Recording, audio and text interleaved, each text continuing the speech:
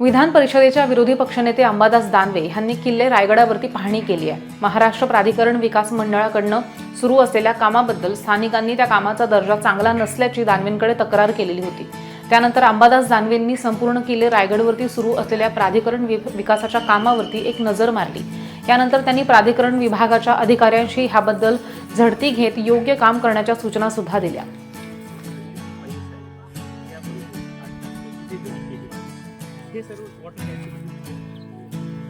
एक प्राधिकरण एक चांगलं संस्था स्थापन झालेली आहे रायगडाच्या विकासासाठी आणि परिसरासाठी।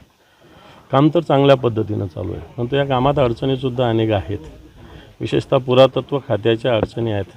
अधिकारी चांगलं काम करण्याचा प्रयत्न करतात, परंतु त्याला पुरातत्व खातं असेल, राज्य सरकार असेल, त्यांनीसुद्धा तेवढं सहकार्य करण्याची आवश्यकता आहे। आणि मला वाटतं या कामाला गती येण्याची गरज आहे आणि त्यासाठी जे सहकार्य लागेल ते आम्ही करू। कारण रायगड काय राजकारण करण्याची जागा नाही।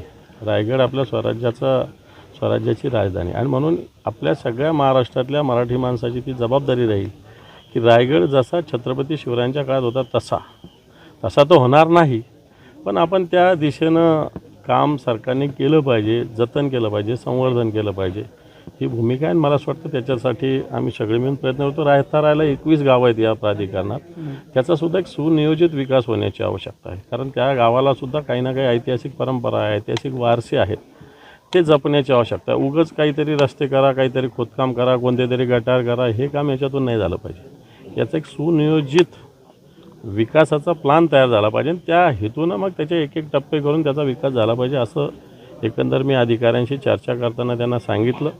पण मला असं वाटतं त्यांच्याशी चर्चा करत असताना राज्य सरकारच्या कानावर सुद्धा हा विषय मी निश्चित घालेल।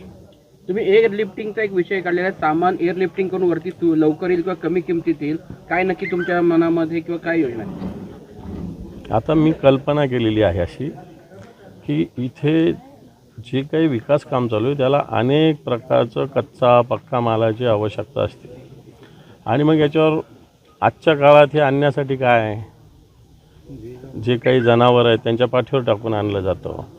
किती वेळेस येणार ते, दिवसभरात किती चक्कर होणार त्याच्या। आणि म्हणून आठवड्याला 15 दिवसाला जर महाराष्ट्र सरकारने नौसेनेशी बोललं तर एक आठवड्याला या ठिकाणी सगळं अशा पद्धतीने एअरलिफ्ट केलं तर कामाची गती वाढेल। कारण काम काय 12 महिने चालत नाही, 4-5 महिने काम चालतं आणि मग बरेच मटेरियल नसल्यामुळं काम अडलेलं असतं। आणि म्हणून निश्चित या सगळ्या प्राधिकरणाने प्रस्ताव दिला तर माननीय मुख्यमंत्र्यांना भेटून या संदर्भात मी विनंती करायला, मला असं वाटतं शक्य असेल तर ते इथे मंजूर करतात।